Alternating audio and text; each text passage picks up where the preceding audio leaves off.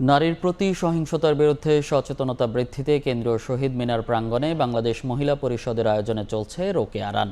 এই মুহূর্তে সেখানে আছেন রিপোর্টার শফিক মুন্সি। সরাসরি যাচ্ছি তার কাছে। শফিক,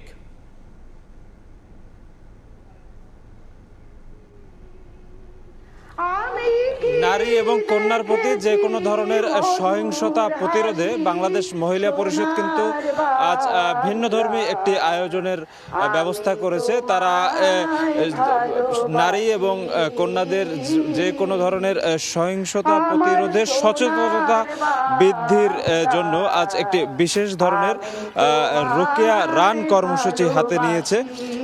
মূলত যে বিশ্ব নারী সহিংসতা প্রতিরোধ পক্ষ এবং বিশ্ব মানবাধিকার দিবস এবং রোকেয়া দিবস উদযাপন উপলক্ষে আজকের এই কর্মসূচি, এবং এই কর্মসূচির যে বিষয়টি সামনে তারা আনছে যে এই কেন্দ্রীয় শহীদ মিনার প্রাঙ্গণ থেকে বিভিন্ন শ্রেণী পেশার মানুষেরা তারা দৌড়াবেন শাহবাগ পর্যন্ত এবং সেখান থেকে আবার ফেরত আসবেন, এবং এর মাধ্যমে তারা মূলত যে বার্তাটি সর্বত্র ছড়াতে চায় সেটি হচ্ছে যে নারীর প্রতি যে কোনো ধরনের সহিংসতা রুখে দিতে যে কোনো ধরনের আসলে কার্যক্রম তারা সরকারের প্রতি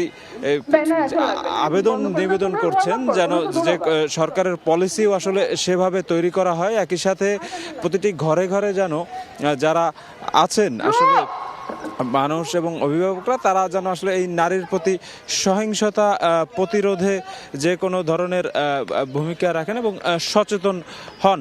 একই সাথে কিন্তু তারা আরেকটি বিষয় সামনে এনেছেন, সেটা হচ্ছে পারিবারিক যে আইন, সে পারিবারিক আইনে সমতার মাধ্যমে কিন্তু নারীর অধিকার সুনিশ্চিত করার জন্য তাদেরও আজকের এই ধরনের সচেতনতা আয়োজন। এবং আমরা দেখতে পাচ্ছি যে শহীদ মিনার প্রাঙ্গণে এই যে স্বেচ্ছাসেবী যারা আছেন, বিভিন্ন শ্রেণী পেশার মানুষ যারা আজকের এই আয়োজনে যুক্ত হয়েছেন, তারা ইতিমধ্যে উপস্থিত হয়েছেন এবং কিছুক্ষণ পরেই তারা এখান থেকে দৌড় শুরু করবেন এবং তাদের আজকের যে আয়োজন সেটি সম্পূর্ণ করবেন।